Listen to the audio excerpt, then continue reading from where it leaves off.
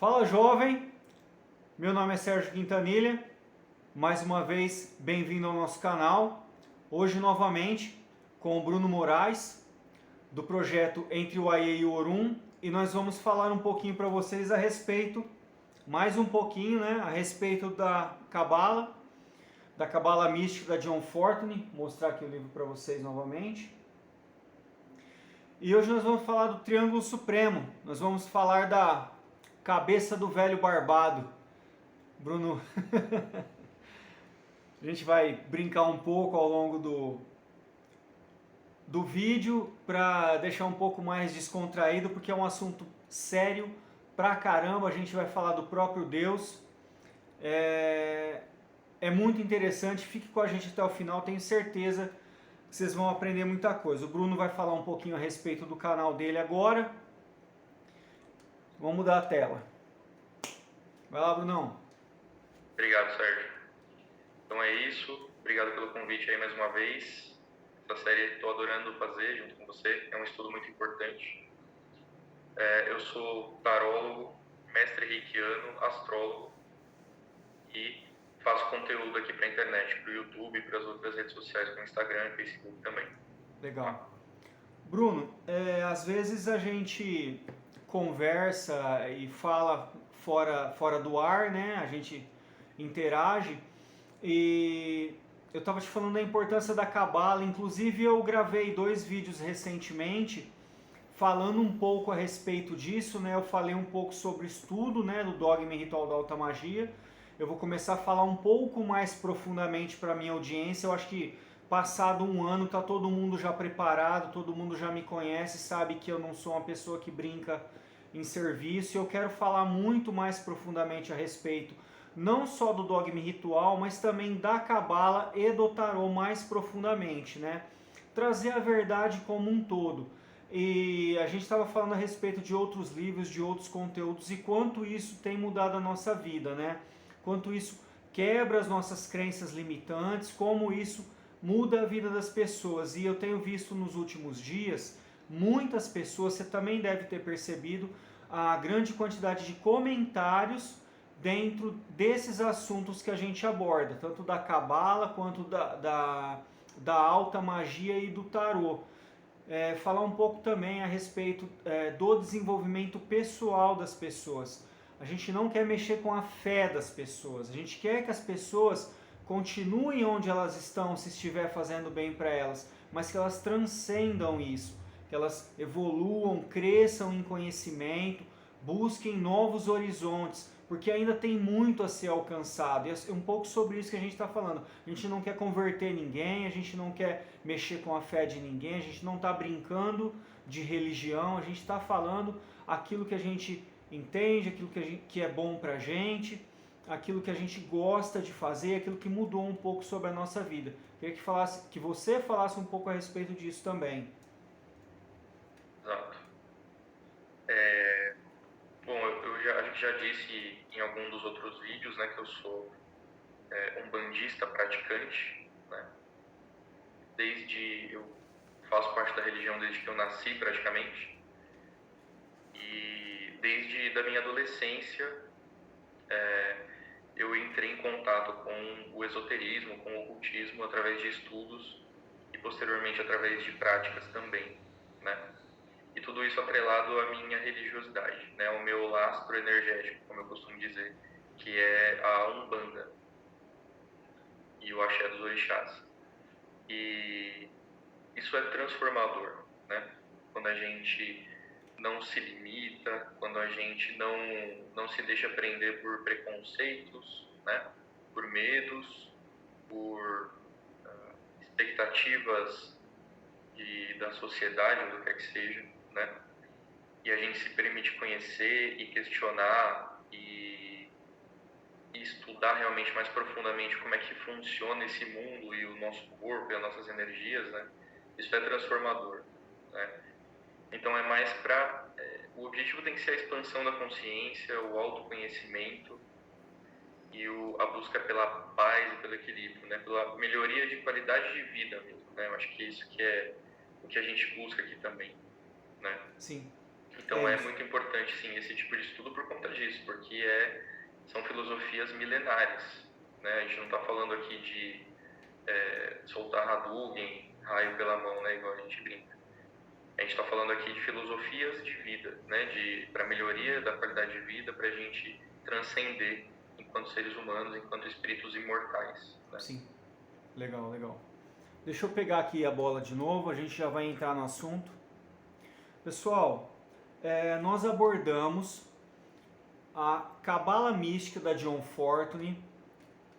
Nós tivemos a ousadia, a audácia de, do alto da nossa ignorância, falar de baixo para cima, de seres mortais que somos, falar um pouco da criação. E agora nós chegamos na cabeça de Deus, nós chegamos na cabeça do velho barbado. Vocês vão entender um pouco do que a gente está falando quando o Bruno explicar um pouquinho a respeito disso. É algo muito sério, nós falamos do abismo da criação, nós falamos de Da'at, nós falamos do conhecimento, e agora a gente vai entrar na verdadeira sabedoria, tentar desvendar um pouco da vontade de Deus na criação do homem, sobre a criação do homem. Nós vamos falar de Binah, de Hokmah, eu espero ter falado certo dessa vez, e de Keter. Nós não vamos elevar isso, tá? Isso a gente vai falar no outro conteúdo, em outra esfera. A gente não vai transcender da Sefirá, porque aí o assunto já fica para lá de esotérico, né? A gente aí já começa a mexer um pouco com o brio aí, com a fé das pessoas. A gente não quer realmente incomodar nesse sentido. Então a gente vai falar a respeito do triângulo supremo, é o triângulo que aponta para cima, e depois a gente explica um pouquinho para vocês a respeito disso. Nesse momento eu vou falar sobre Binah, sobre a terceira Sefirá. O título dela é Binah, Entendimento. As letras são Bet, Yod, Nun e Ré. A localização na árvore é no topo do pilar da severidade, no triângulo supremo. A virtude dela é o silêncio, é calar. O vício é a avareza. A correspondência no microcosmo é o lado direito do rosto. Depois a gente vai falar disso também. Eu vou falar um pouquinho sobre o que representa a Binah, tá bom? A Binah é o terceiro membro do triângulo supremo, e a tarefa de explicá-la será ao mesmo tempo extensa e simples. Portanto, podemos estudá-la à luz de Hokmah, que a equilibra no pilar oposto da árvore. Jamais poderemos entender uma Sefirá se a considerarmos em separado de sua posição na árvore, uma vez que essa posição lhe indica as relações cósmicas. Vemo-lo em perspectiva, por assim dizer, e podemos deduzir de onde provém e para onde vai, que influências intervêm em sua criação e qual a sua contribuição para o esquema das coisas como um todo. Binah representa a potência feminina do universo. Vamos lá, Brunão. Legal. Então é isso. Então a gente chegou no triângulo supremo, no triângulo superior, né? E a gente pode dizer também no triângulo da manifestação, né? De uma maneira, literalmente é isso, né? O triângulo por si já é um símbolo usado para manifestação de energias, né? Por N motivos, acho que não cabe a gente entrar aqui por enquanto, mas qual é a parte de Binah dentro desse esquema do triângulo supremo, né? É o princípio feminino, assim como o Sérgio acabou de dizer. É o princípio feminino da criação, é o sagrado feminino, né? Então é o primeiro, é o segundo desdobramento, vamos dizer assim, do princípio criativo, do primeiro princípio cognoscível, que a gente vai falar mais para frente. Então é a energia, é a polaridade feminina, é a polaridade restritiva é a polaridade negativa das energias da criação, das energias primordiais da criação, né? Então, quando a gente começar a falar de Roquimá, vai dar para quem está escutando a gente entender melhor isso.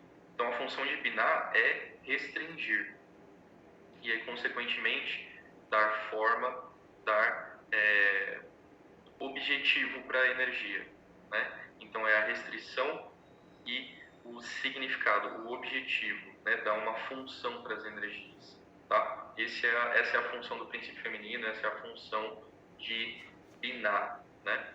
Aí é quando a gente fala de força e forma, né? Essa Sefirá Biná, ela é como se fosse a raiz da forma também. Por isso ela está ali no topo do pilar da severidade, né? Porque é ela que começa a dar forma para as coisas dentro da criação, dentro do universo. Bruno, ela está no pilar da severidade, mas ela representa entendimento. O que a gente pode entender com relação a isso sobre a vontade divina, por exemplo? Como a gente pode absorver isso para nós, para nossa alma, para o nosso espírito? Como a gente pode entender Deus? Como a gente pode conhecer Deus em nós e Deus no universo, usando a compreensão, o entendimento da severidade? Certo. Tanto esse nome do pilar de severidade, quanto o nome específico da Sefirá, o título da Sefirá, né, que é conhecimento, que é entendimento, eles estão relacionados a essa energia restritiva, essa energia que circunscreve as coisas, ou seja, Biná vai fazer com que a energia de criação, a energia dinâmica, ela tenha um foco, que ela crie forma, e daí por diante a gente começa a ter realmente, começa a surgir a criação por si, né? E essa energia da severidade, do entendimento, da restrição, ela fala de disciplina, ela fala de entender os nossos limites, ela fala de entender o limite do nosso conhecimento, o limite da nossa ignorância, pode falar dos limites impostos pela matéria ao espírito e à consciência, né? Então é toda essa energia restritiva que limita, mas que ao mesmo tempo dá uma objetividade, dá um foco maior, dá o entendimento. É daí que vem, né? Da gente entender as nossas limitações, da gente não querer dar passos maior do que as nossas pernas, da gente ter disciplina e seriedade nos estudos e nas práticas mágicas, na manipulação energética, né? E na nossa vida prática, normal, né? Na vida mundana, vamos dizer assim. Então é mais ou menos isso que a gente pode trazer de Biná de uma maneira mais simples, eu acho, assim, na minha opinião. É isso. Vamos passar para Rockman, ler aqui para o pessoal. Pessoal, a gente não pode entender, nós não podemos entender Biná, a gente não pode ter entendimento sem sabedoria. Então, como nós estamos fazendo o caminho inverso, a gente falou sobre entendimento e agora a gente vai falar sobre sabedoria, que é o que Rockman representa. Então, como o caminho do raio vem de Keter, passa pela sabedoria, depois que vai para o entendimento. E depois que a gente adquire o conhecimento disso, da arte, esse abismo da criação, é o entendimento dessas coisas, é o entendimento de Deus, é a compreensão de Deus para o homem. Por isso que a gente fez separadamente uma discussão, um vídeo, uma troca de ideias a respeito da arte, porque da arte é isso. Então a gente está subindo, a gente está tentando agora entender a cabeça do próprio Deus. Para isso a gente precisa ter sabedoria, e eu vou falar a respeito disso agora. Rockman, a segunda Sefirá, título, Rockman, sabedoria, em hebraico, Shet, Kap, Men e Ré. A imagem mágica, é a primeira que eu vou falar da imagem mágica porque é isso que representa, uma figura masculina barbada. A localização na árvore, no topo do pilar da misericórdia, no triângulo supremo. A virtude é a devoção e ela não possui vícios. A correspondência no microcosmo é o lado esquerdo da face. Toda fase de evolução tem início num estado de força instável e caminha, graças à organização, para o equilíbrio. Uma vez este alcançado, nenhum desenvolvimento posterior poderá ocorrer se a estabilidade não for superada, dando início, mais uma vez, a uma fase de forças em conflito. Como já vimos, Keter é o ponto formulado no vazio, de acordo com a definição euclidiana. Um ponto tem posição, mas não dimensões. Se, contudo, concebemos esse ponto movendo-se no espaço, ele se transformará numa linha. A natureza da organização e da evolução das três supremas está tão distante da nossa experiência que só podemos concebê-la simbolicamente. Mas se imaginarmos o ponto primordial que é Keter estendendo-se pela linha que é Rockma, teremos a representação simbólica mais adequada que seremos capazes de alcançar em nosso presente estágio de desenvolvimento.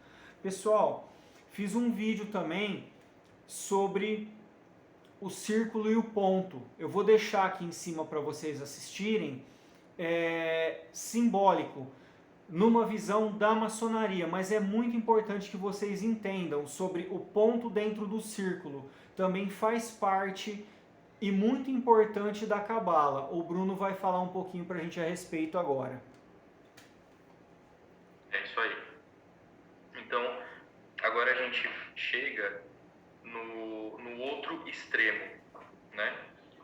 A gente falou de Binah, que é o princípio feminino, que é a energia restritiva. E agora a gente vai para Hokmah, que é a energia dinâmica, que é o princípio masculino, né? Então, Hokmah é essa energia em constante movimento. E até parece... até por isso que é importante a gente prestar atenção, né? Você vê que Hokmah é uma sefirá que não tem vícios, porque Hokmah nunca está do mesmo jeito. Hokmah está relacionado ao caos primordial, vamos dizer assim, que é a energia da criação no seu estado primal, né? Atirando para todos os lados. Então é essa potência de criação, essa potência de fertilidade, né? Da energia masculina, que encontra a forma e a restrição em Binah. Por isso a importância da gente entender as duas juntas, tá? Então a gente tem, trazendo para uma maneira mais próxima ainda da nossa realidade, né? Uma maneira de analisar. A gente tem então o falo, que é Hokmah, e o ventre, que é Binah, para receber a energia, para receber a semente, para receber, restringir e dar forma, né? Que é isso que o ventre faz, para essa potência da energia masculina, que vem de Hokmah. E aí o Sérgio falou da importância das formas, e é muito interessante porque a John Fortune fala disso, né? A gente tem isso também na doutrina secreta da Blavatsky, né? Sim. No princípio, a gente analisar as energias primordiais de acordo com esse simbolismo, né? Essa construção de símbolos. Então a gente tem um ponto, aí do ponto sai uma linha, né? E aí a gente lembra dessa linha ou pensa nela como falo. E aí dessa linha a gente tem um outro desdobramento, e aí a formação do triângulo, e ele pode também lembrar um cálice ou o ventre, né? O princípio feminino, e daí por diante. Então são os desdobramentos do princípio da criação, do princípio das energias responsáveis pela criação. Então, que hermeticamente nós chamamos de quadratura do círculo, tá? Em todo Kybalion tem na capa. Eu vou até mostrar inclusive depois. É um estudo extremamente profundo do hermetismo, é entender essa forma, e o Triângulo Supremo explica isso muito bem, né? Exato. É isso mesmo. Então é disso que se trata a Hokmah, né? Essa energia potente em constante movimento, essa energia de fertilização, essa energia de semeadura, né? E de criatividade e daí por diante. Tem vários desdobramentos, né? Sim. Então a gente pode entender que a sabedoria tá a sabedoria está na suavidade e o conhecimento está na severidade. A gente pode entender que são duais, uma coisa funciona dentro da outra e que a gente precisa equilibrar isso de alguma maneira. Como que a gente pode mentalizar isso? Como a gente pode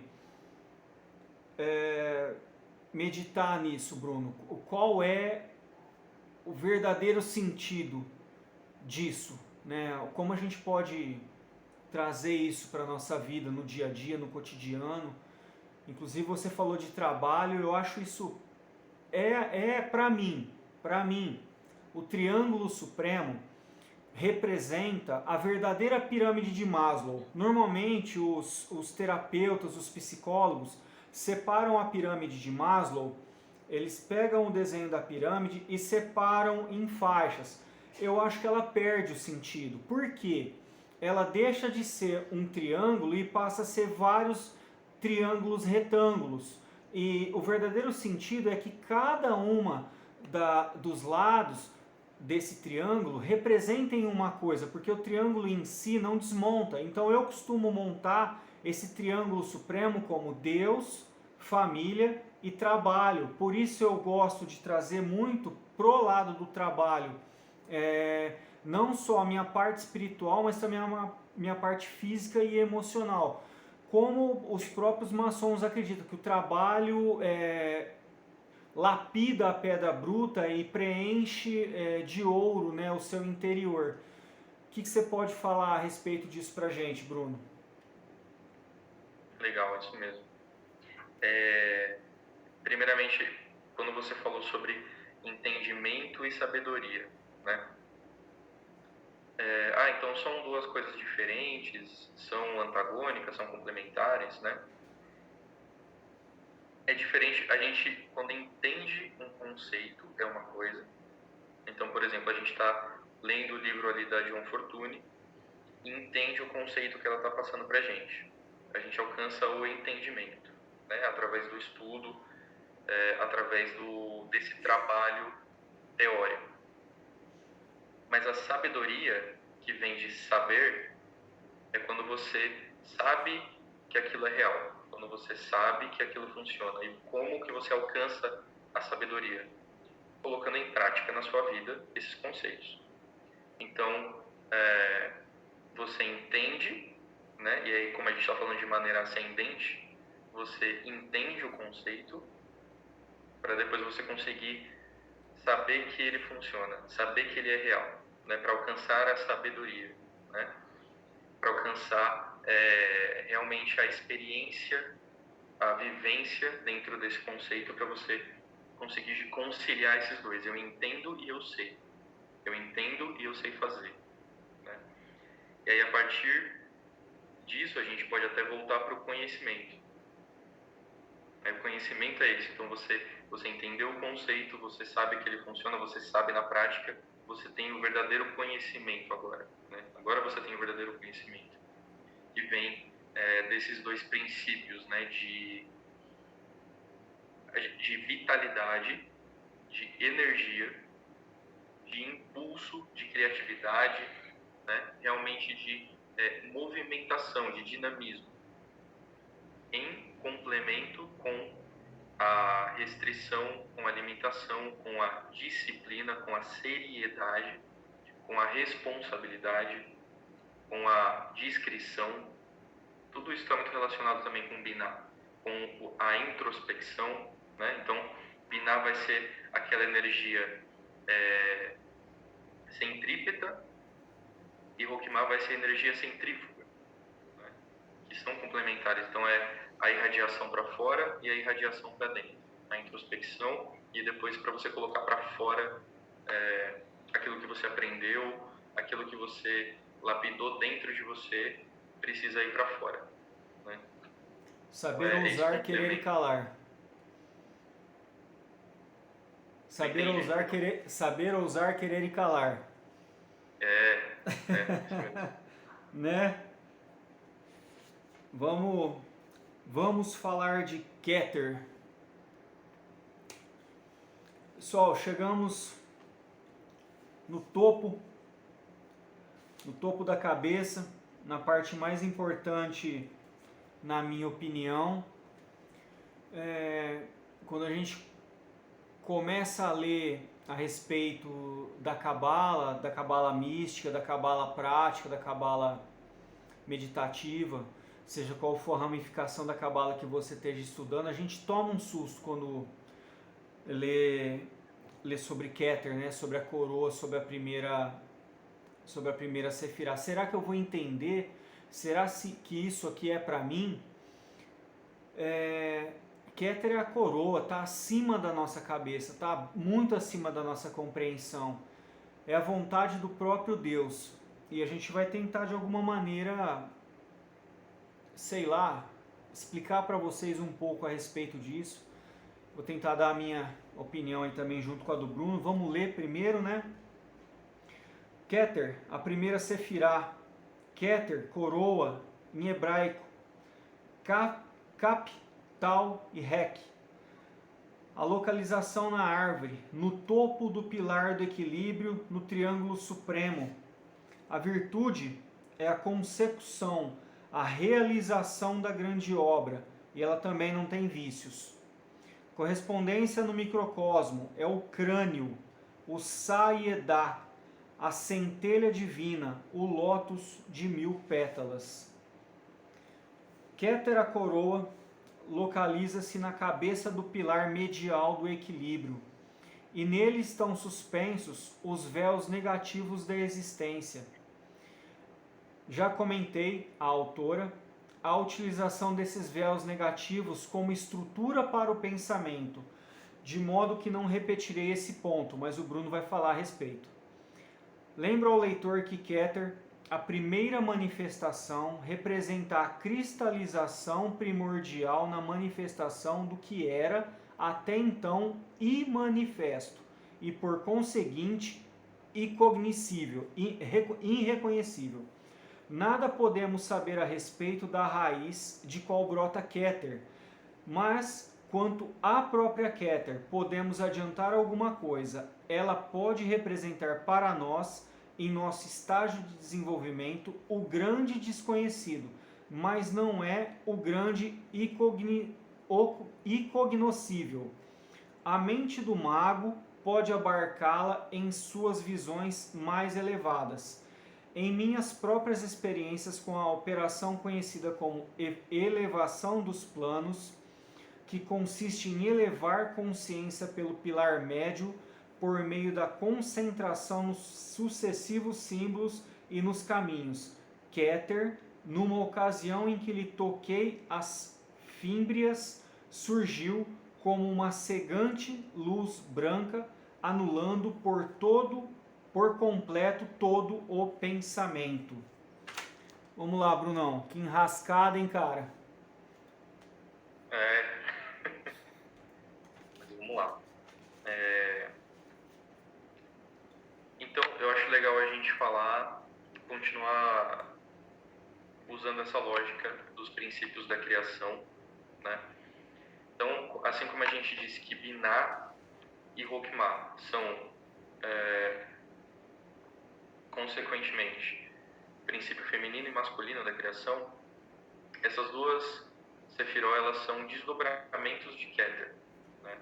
Então, Keter é esse primeiro ponto no nada, vamos dizer assim. Esse primeiro ponto no vazio é Keter. Então, é o primeiro conceito cognoscível da criação. Então, o que isso quer dizer? É possível de ser conhecido, é possível ser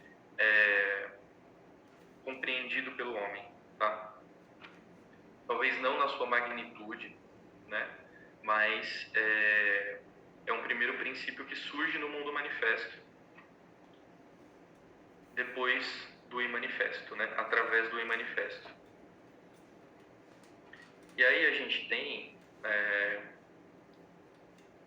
as práticas meditativas da John Fortune E não só da John Fortune, mas a Kabbalah, ela é uma prática, ela tem o cerne dela é a meditação, mesmo para os judeus ortodoxos, né? É a meditação e a mantralização do alfabeto hebraico, tudo isso para alcançar esses estados de consciência e estados emocionais, né? E aí a gente tem dentro do esoterismo, do ocultismo, esse diagrama na árvore da vida, nos dando um mapa, entre aspas, para essa subida, né? Então, a gente vai através desses símbolos, dessas letras, de energias arquetípicas, astrológicas, a gente vai através de as energias arquetípicas do próprio tarô, galgando essa subida, tá? E aí a gente chega na consecução da grande obra. E o que é isso? É a gente entender, descobrir a nossa verdadeira vontade. E aí colocar em prática no mundo aquilo que nós viemos fazer. Enquanto pequenos desdobramentos, pequenas chispas da grande fogueira que é Deus. Né? Então, falando assim, bem basicamente, Sim. da consecução da grande obra e de alcançar Sim. esse conceito de Keter. E aí, a gente tem os véus da consciência, os véus do pensamento. Eu vou falar, porque é um campo que eu estou estudando hoje também, através de uma visão mais psicanalítica, tá? Porque a meditação, os exercícios de meditação não deixam de ser exercícios de autoconhecimento, introspecção e de acesso a alguns aspectos do nosso inconsciente. Então a gente pode dizer primeiramente que nós temos 3 fases: a fase consciente, a fase pré-inconsciente e a fase inconsciente, tá? No construto que é a nossa mente, a nossa psique, tá? E a gente pode encontrar essas 3 fases no pilar do meio da árvore da vida, né? Nas Sefiró que representam o pilar do meio, sem contar Malkuth, né? Então, tanto Yesod quanto Tiferet, e aí finalmente Da'at, né? Não Keter, mas Da'at, são e os caminhos entre essas Sefiró são onde a gente vai se deparar com esses véus, tá? E aí agora a gente está falando realmente dentro do microcosmos, nas nossas práticas diárias de meditação e de mantralização e de autoconhecimento, né, de lapidação, de alquimia interna, como você queira chamar. A gente vai superando bloqueios, superando traumas, superando crenças limitantes, vai superando dogmas, paradigmas, né, que nós construímos o que foram construídos em nós durante a nossa criação ou por conta do meio onde a gente vive e tudo mais. Então, quando a John Fortune fala desses véus que são ultrapassados, que são transpostos durante exercícios meditativos e de mantralização, a gente está falando dessa viagem entre o consciente, entre a consciência e o nosso inconsciente, que é onde a gente vai encontrar a raiz, que é onde a gente vai encontrar o eu superior, é onde a gente vai encontrar Deus, ou o nosso Deus, é onde a gente vai encontrar Keter. É através dessa viagem, tá? Falando de uma maneira como nós podemos alcançar isso, como a gente faz essa viagem, né? Como a gente trilha esse caminho. E é isso que a Kabbalah ensina. Por isso que a John Fortune fala que a Kabbalah é o yoga do Ocidente, né? Porque Sim. É um sistema de meditação, no fim das contas. É um mapa mental para a gente chegar nesse eu superior e para a gente colocar em prática na nossa vida a grande obra. Bruno, eu quero fazer um adendo aqui. Como você sabe, eu gosto de tratar os assuntos de diversas maneiras e eu peguei de novo para a gente poder falar a respeito da cura dos chakras, né? Eu vou pegar aqui de novo a tela para mim, a gente já volta a conversar. Pessoal, todo mundo, nós falamos, né, de Binah e Rockman, ela tá nessa linha aqui, né? Ela representa a face do homem barbado, né? E ela só apresenta o lado direito. Quando você vê o pilar, quando você vê a foto, a imagem disso, a pessoa está de frente, mas o rosto dela está virado com a face direita. E muitas pessoas acreditam que nos chakras, que o chakra do terceiro olho, esse chakra que é o chakra espiritual, mas na verdade não é. O chakra espiritual é o chakra da coroa, é Keter, é esse aqui em cima.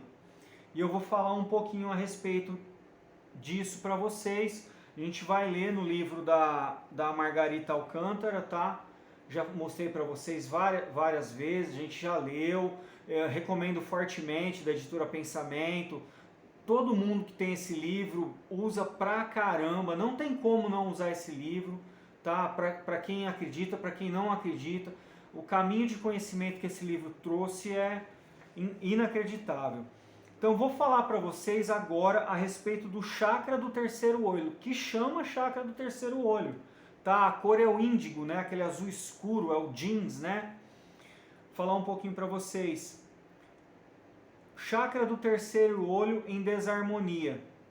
Identificamos-nos apenas com o intelecto, rejeitando todos os aspectos espirituais de nós mesmos. Tá vendo porque ele não é o chakra espiritual?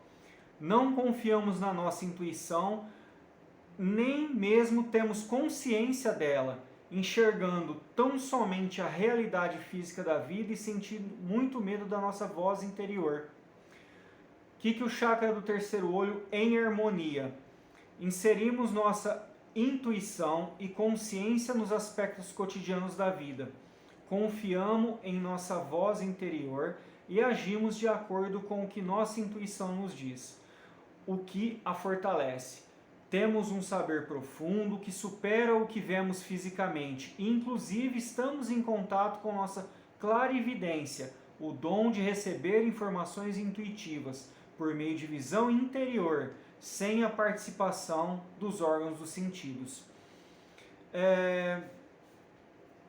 Você pode tratar, se você tiver em desarmonia, tiver algum tipo de problema, você pode tratar com cristais, com óleos essenciais, incenso. O Bruno faz também o reiki, muito importante.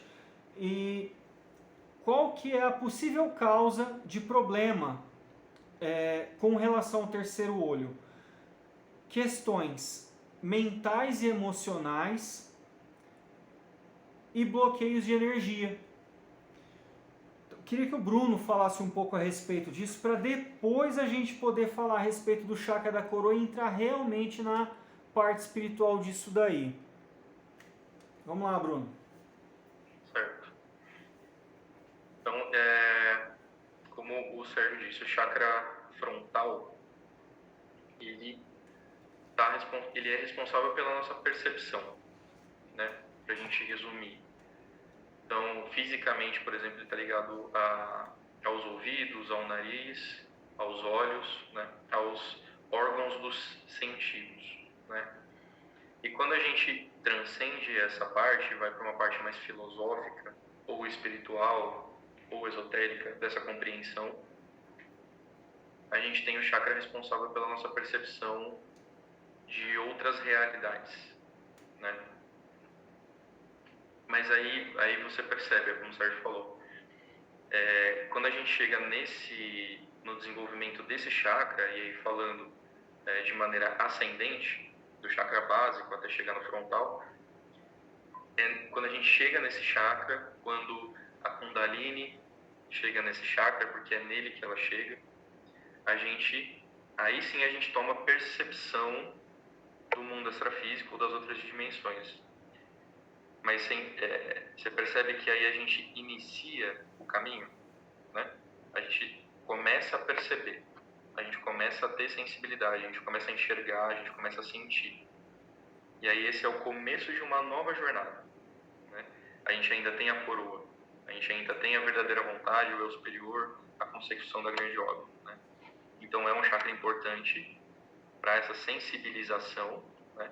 Mas não é o final da jornada, como você mesmo disse. É o que a própria Dion está tentando dizer, que a Margarida também tá colocando aqui, é o caminho entre a sabedoria e o conhecimento.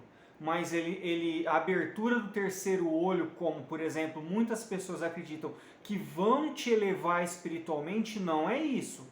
É uma consciência, é um entendimento, é Da'at, é o conhecimento disso. É saber que isso realmente existe e é acessível.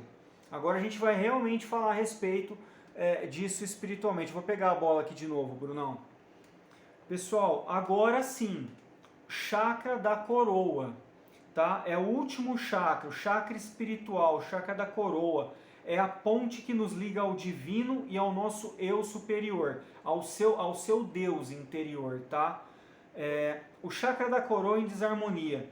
Sentimos-nos totalmente separados do divino, da fonte do universo, Deus, de uma maneira genérica.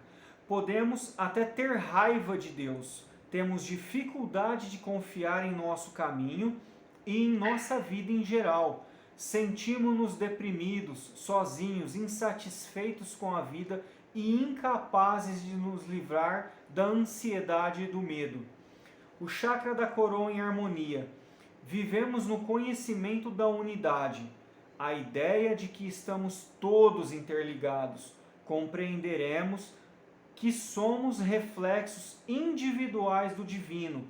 Acreditamos que estamos ligados ao divino. Entendemos que a nossa identidade individual estende-se além da forma física. Também temos uma capacidade e facilidade maior de elevar nossa consciência. Possíveis causas de bloqueios de energia. Se você está sentindo alguma coisa nesse sentido, você deve procurar ajuda. Falta de confiança no divino ou na vida, raiva não resolvida contra o divino. Valores em baixa. Ética, coragem, abnegação, capacidade de ver o padrão ou cenário mais amplo, fé, inspiração, espiritualidade e devoção. Você pode tratar com cristais, óleos essenciais, como eu gosto de incenso. Você pode procurar o Bruno para fazer um reiki, ou também talvez fazer uma leitura astrológica, algo nesse sentido. O Bruno vai falar um pouco a respeito disso. A gente vai tentar facilitar para vocês o entendimento de alguma maneira. Pode falar, Brunão, vamos lá. Isso. Deixa eu ver se eu acho um título aqui que tem a ver com isso que a gente está falando. É um livro taoísta. Lembrando que o principal distúrbio físico causado pelo desequilíbrio do chakra da coroa é a depressão. 85% da população mundial hoje está passando por esse problema. E não dá para não dizer que não é por desequilíbrio. Não tem como não falar. Realmente, talvez as condições do mundo nos últimos 2 anos e tudo que tem acontecido e todas essas coisas que estão tentando enfiar na nossa garganta abaixo tenha contribuído para isso. Mas nós temos a nossa culpa interior, nós precisamos aceitar que nós não procuramos ajuda, nós aceitamos essa depressão, nós aceitamos essa tristeza, nós aceitamos essa amargura, esse rancor, esse hater estúpido que todo mundo tem propagado contra todo mundo. Isso nos separa de Deus em nós e de Deus como um todo, do coração crístico da humanidade. O Bruno vai falar um pouquinho a respeito disso. Eu acabo pegando o ar, Bruno, eu vou desenrolando, cara, e eu vou lembrando das coisas que eu passei por conta disso, eu acabo... Sim. Né? Pode falar, fica à vontade. Eu entendo, é porque a gente fala de coisas que a gente realmente acredita, certo? Por isso. Sim. Né? Eu estava procurando um título aqui que o Sérgio deve conhecer com certeza, que é O Segredo da Flor Dourada. grande livro. A interpretação do Jung, né? Que é um livro taoísta, mas esse que a gente tem mais acesso, que é mais conhecido, é O Segredo da Flor Dourada, do Jung, né? Então a gente tem, tanto nesse livro, quanto na Árvore da Vida celta, entre aspas, esses símbolos, você vai ver que eles são imaginados, essa árvore, ela é imaginada de cabeça para baixo. Por quê? As raízes estão no alto, né? E os frutos estão na terra. Então, aqui na nossa análise da Árvore da Vida, a gente pode imaginar que as raízes estão no Triângulo Supremo, nossas raízes, de quem nós somos e a nossa constituição. As raízes estão ali, em Keter, e os frutos vão sair em Malkuth, né, no mundo manifesto. Então, o que isso quer dizer? Keter representa a raiz, a nossa raiz. Por isso que a busca é no inconsciente, por isso que a busca é interna e não externa, né? Quando a gente fala da subida da árvore, da subida da Kundalini, do caduceu de Hermes, várias representações que a gente tem da ascendência e da sutilização, elas buscam isso, né? Elas buscam tratar sobre isso. E aí é só a gente pensar em como funciona na natureza, né? Uma árvore, seja ela qual for, seja ela forte como ela for, ela sobrevive sem as raízes dela? É impossível. Sim, né? verdade. As raízes é que alimentam. Exato. E com a gente é a mesma coisa, né? Tanto a nossa ancestralidade quanto o nosso eu divino. Então, Keter, o chakra da coroa, e Keter também é chamado da Sefiró da coroa, né? Porque são coisas que estão acima da cabeça. É essa ligação com o nosso divino. É a ligação nossa, como a gente já disse, com Deus, com a fonte de tudo, né? E a gente é um pedacinho dessa grande raiz que é Deus. Então, a partir do momento que a gente se desliga, que a gente não tem mais contato, ou que a gente obstruiu o nosso chakra coronário, ou que a gente se desligou de Deus, ou que a gente não acredita mais, que a gente se torna cético, que a gente se torna descrente, né, de qualquer coisa, a gente se desliga dessa raiz que nos alimenta. E daí vem essas patologias, a depressão, a ansiedade, a falta de ânimo para fazer as coisas, a falta de autoconfiança, de confiança no próximo, e aí desdobramentos disso, falta de empatia, falta de caridade, falta de amor, tudo isso é desdobramento daquele desligamento que aconteceu ali na nossa raiz. A gente esqueceu de Keter, a gente se separou de Keter e a gente não quer saber mais de Keter, né? Então a gente se desliga da nossa raiz, daquilo que nutre a gente realmente, né? Que nós sabermos que Deus existe, que nós somos parte dele e que a gente é parte da obra dele no mundo manifesto, né? Então é simples assim, mas é tão complexo assim, né, Sérgio? Sim, é muito complicado. Deixa eu pegar aqui de novo, Bruno, dá licença. O Bruno falou a respeito de um livro sobre meditação e eu queria deixar também a minha recomendação de livro. Você, por favor, anote o livro que o Bruno deixou aí, se você tiver interesse na prática taoísta. E eu quero deixar para vocês um livro que eu comprei por conta de um outro livro. O Bruno vai saber. Eu comprei um livro da Madame Blavatsky chamado A Voz do Silêncio. Eu estou estudando mais profundamente. E para entender a Voz do Silêncio, você precisa entender a prática Zen budista, o Zazen. E como eu já sou praticante da arte marcial do Aikido, o Zazen está bastante embutido no Aikido, de uma certa maneira, através de uma prática que a gente faz, chamada... que a gente se ajoelha em Seiza, se chama Seiza. Essa prática meditativa está inclusa no Seiza. Então eu comprei esse livro para acrescentar. Chama Mente Zen, Mente de Principiante. Me parece que é um dos principais livros a respeito da prática Zen. do Shunryu Suzuki. Tem um outro Suzuki que fez um outro livro, muito importante também da prática, mas eu quero deixar esse aqui, ó, Mente Zen, Mente de Principiante. Esse aqui é da editora Palas Athena. Foi o mais em conta que eu encontrei. Você vai ter uma dificuldade com relação à dualidade. A prática Zen não fala de dualidade, ele fala de uma prática linear. É diferente da prática taoísta, o Bruno pode explicar um pouco melhor a respeito disso. Mas vai te fazer tão bem quanto. Por que que eu fico irritado quando eu falo a respeito de depressão, de angústia, de incerteza, de desligamento de Deus?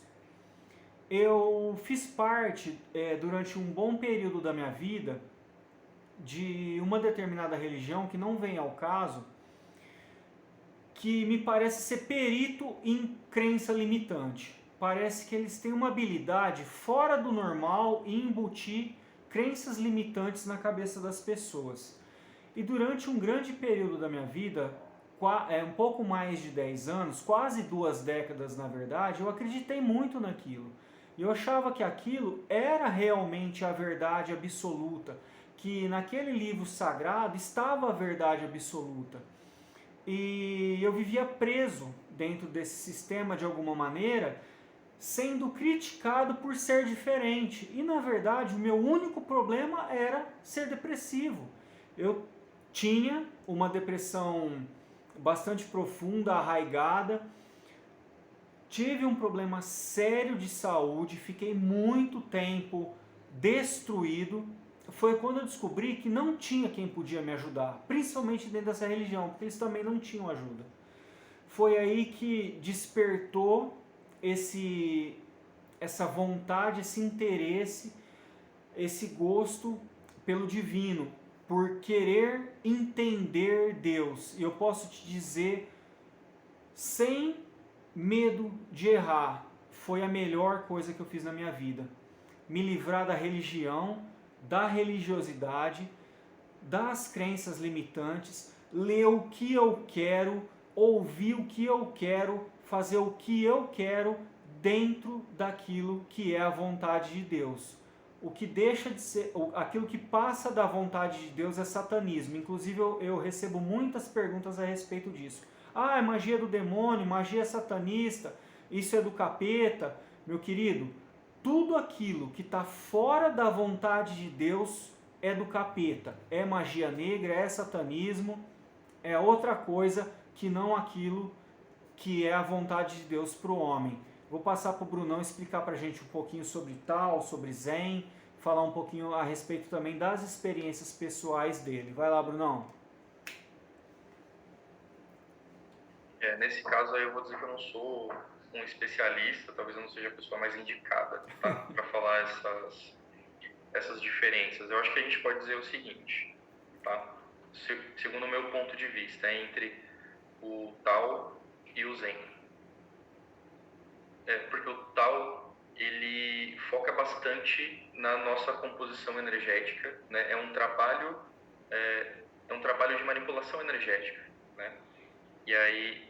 E você, usando a linguagem deles, a gente tem a redução do microcosmo, né? Tem o pentagrama taoísta, e aí é uma redução maior ainda dentro do Tao, dentro do Yin Yang, né? Vamos dizer assim, da luz e sombra, ou seja, é aquele trabalho mais de introspecção, de trabalho energético, alquímico, interno. Tem muito de alquimia dentro do taoísmo, né? Então, se a gente for comparar, por exemplo, com que a John Fortune fala no livro dela num outro título dela, né? Que é o trabalho e preparo do iniciado, preparação e trabalho do iniciado. A gente pode dizer que o Tao, ele é parecido com o caminho do ocultista, ou seja, da manipulação energética, da alquimia interna e dessa viagem ao místico, de transpor esses véus, mas retornar, né? E aí o Zen, ele vai seguir esse caminho da seta, esse caminho do meio, o caminho do místico realmente, né? De realmente se apartar de tudo aquilo que é do mundo dos sentidos, do mundo mundo das ilusões, né? Tudo aquilo que é de Maia, tá? Mas, mais uma vez, eu não sou um especialista para falar sobre isso, mas a minha visão é essa. Tá? Na verdade, é só para a gente reafirmar que o autoconhecimento é interno, é de dentro para fora, e que a prática meditativa, seja ela taoísta ou zen, é uma das mais importantes. Tanto que não só o judeu se retira para meditar, o próprio Cristo se retirou para meditar, né? E Cristo se retirava do meio, né? As pessoas interpretam como oração, mas na verdade é uma meditação. Inclusive, quando ele falou com o próprio Deus, ele estava meditando a respeito da situação. Pai, se possível, aparta de mim esse cálice. Era uma meditação a respeito do que iria acontecer. Ele já sabia o que ele estava apto e preparado para enfrentar, mas meditando a respeito, né? Será que, né? Então fica essa, como eu posso deixar sem ser incisivo, fica essa recomendação para você que está buscando um autoconhecimento, que deseja de alguma maneira transcender. E às vezes passar também por um autoquestionamento. Pô, eu tô aqui, é aqui que eu quero estar? Eu sempre falo isso. Se você fizer sempre as mesmas coisas, vai ter sempre os mesmos resultados. É impossível você plantar limão e colher laranja, não vai ter jeito. Então eu sempre falo, pare para pensar se é esse o seu caminho, se é isso que você quer. Se não for, você precisa procurar um caminho de evolução, um caminho de entendimento, porque quem não evoluir vai ficar. Isso aí é fato. Todas as religiões creem nisso, o próprio cristianismo crê nisso, né? O taoísta, o zen e a Umbanda, né, o espiritismo, todo, a gente sabe, se não evoluir não sobe. Esse é o grande X da questão. Bruno, vou passar a bola para você. Opa, perdão. Deixar a bola com você, se você quiser fazer um adendo, dar a sua opinião, falar um pouco mais a respeito da vontade de Deus para o homem, fica à vontade. Legal. Eu acho que é isso mesmo, viu, Sérgio? Eu espero que as pessoas não vejam isso como uma pregação que a gente esteja fazendo ou algo parecido, né? A gente procura não usar dogmas ou nomenclaturas específicas de religiões, por isso que a gente fala de esoterismo, porque o esoterismo ele não tem religião. Mas a gente fala aqui da importância de você buscar a Deus, né? E aí buscar a Deus dentro de si mesmo. E aí aqui é nesse lugar, dentro de você, na sua raiz, no seu cerne, é que está a resposta para as nossas angústias, para a nossa falta de compreensão, para as nossas questões, né? O que eu vim fazer aqui, para que eu sirvo, né? O que eu faço não leva a nada, né? Essas várias questões que todo mundo tem em algum momento da vida. Esse é o caminho. A gente está falando aqui, nesses 4 vídeos que a gente fez, é disso que a gente está falando. É de encontrar esse cerne, essa raiz, e daí em diante realmente começar a trilhar a jornada, a verdadeira jornada, né? Se apartar do mundo das ilusões, né? Então, acho que a gente pode dizer que essa é a importância e é isso que a gente está querendo passar com esse trabalho e que o Sérgio quer passar no canal dele todos os dias com os vídeos que ele posta, o que eu tento passar no meu projeto também. E se a gente puder deixar uma recomendação, uma dica, para você que quer entrar nessa senda, para você que quer se conhecer, para você que quer se aprimorar, é meditação. Independente da técnica que você vai buscar, porque existem inúmeras técnicas de meditação, tá? E de símbolos de meditação, e de práticas de mantra, de mantralização, né? Independente disso, a meditação é uma ferramenta imprescindível para o espiritualista, para o esoterista, para o ocultista, né? Para para a gente ir se amansando, para a gente começar a escutar melhor as coisas, para a gente se centrar, para qualquer coisa que você queira começar nesse meio, é importante que você encontre uma técnica de meditação que se aplique melhor à sua realidade e coloque em prática todos os dias. Tem que ser diário, né? E acho que é isso, Sérgio. Não tenho muito mais o que eu queira falar, não. Tá. Brunão, cara, eu não tenho palavras para expressar o meu sentimento de gratidão. É isso. Eu te comentei, né, no seu comentário hoje no vídeo que tem sido muito edificante. Normalmente as pessoas altamente religiosas usam essa palavra edificante. Mas eu não tenho uma maneira mais... Não sei, eu não tenho um vocabulário tão erudito assim para ter uma outra palavra para explicar o que eu estou sentindo com relação a esses vídeos. Cara, eu vou te ser sincero, eu assisto os vídeos, você acredita? A gente grava... Eu assisto também. E eu assisto os vídeos, cara. Eu vou lá e depois eu começo a pesquisar e tentar entender. E às vezes em algumas falas minhas eu falo assim, cara, talvez eu tenha me excedido, mas talvez tenha sido isso mesmo o caminho que Deus queria que eu tivesse usado. E eu queria lembrar as pessoas da importância. Cara, se você for religioso demais e tá aqui por curiosidade... Nem comente. Faz um favor pra gente. Não deixa a sua energia ruim perto da gente, não. Tá? Faz esse favor. Mas se você quiser um caminho de autoconhecimento, de busca, vai quietinho, cara. Vem no meu canal, vai no canal do Bruno, vai ouvindo o que a gente tem pra dizer. Ninguém aqui tá querendo trabalhar de influenciador nem de youtuber. A gente tá falando a respeito das nossas experiências, das nossas vivências, que servem para algumas pessoas. Se não serve para você, cara, obrigado por você ter assistido, legal por você ter vindo aqui, mas não precisa ficar, tá? Do fundo do coração, não te quero mal, quero que você também transcenda, também evolua, mas não atrase o nosso lado, tá? Não deixe a sua energia negativa aqui com a gente. Tem sido muito bom para mim, imagino que também tem sido muito bom para o Bruno, e tem muita gente que está nos agradecendo pelo que a gente tem feito. Bruno, eu também te agradeço demais, cara. Eu vou te chamar para outras ocasiões, a gente vai falar um pouco de filosofia também, você sabe que eu gosto muito disso.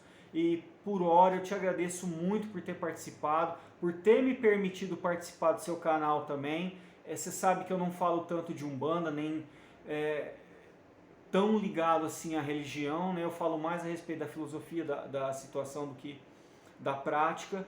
Cara, muito obrigado. Eu só tenho que te agradecer. Eu não tenho mais nada para falar a não ser gratidão, tá?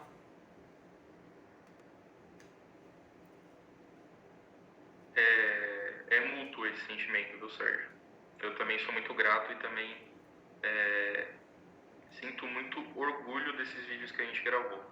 Eu também revejo eles de vez em quando, né? Eu acho que o importante é a nossa intenção, né? Sempre tem alguém para falar alguma coisa negativa, alguém que não entendeu o propósito, né? Mas isso é do ser humano, isso é do homem, né? Mas o que importa é que eu tento fazer o quê? Não sentir vergonha das coisas que eu faço, né? Não fazer coisas que eu vá me envergonhar ou que eu vá me arrepender. E isso é uma das coisas que eu fiz que eu tenho orgulho de deixar aí no YouTube, esses nossos vídeos aí, porque com certeza quem entrar para assistir de coração aberto vai ter uma outra visão das coisas. Eu também imagino, eu penso nisso também, eu penso muito nisso. Porque a gente vai passar e talvez isso fique para sempre, né? A gente não sabe se a nossa geração ainda vai passar e a próxima geração, mas eu espero que as pessoas não se interessem, mas se evoluam, né? Se a gente não conseguir um estado de transcendência na nossa geração, eu gostaria muito que a próxima geração se apoiasse nisso que a gente tem tentado fazer de alguma maneira. Bruno, obrigado.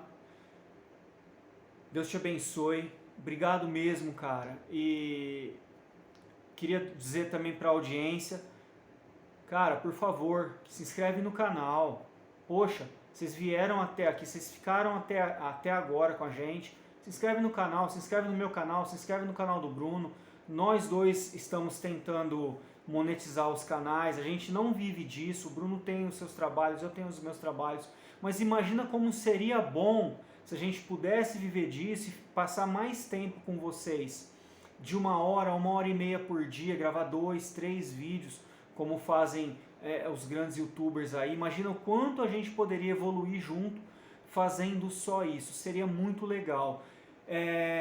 Eu e o Bruno estamos aí parelhos aí, 500 e pouco inscritos. A gente espera que até o final do ano nós dois, eu e ele, estejamos juntos aí monetizando e trocando ainda figurinhas, né? Falando um pouco de filosofia, falando um pouco mais de ocultismo, de esoterismo. Quero agradecer todo mundo, vocês que têm acompanhado. Eu não consigo citar o nome de todo mundo, tanto no canal do Bruno quanto no meu, que comenta, compartilha e faz um monte de coisa, depois fica mandando e-mail, conversando com a gente no WhatsApp. Pessoal, obrigado, viu? Obrigado demais. A gente vai ficar por aqui hoje. Nosso joinha para vocês. Abraço.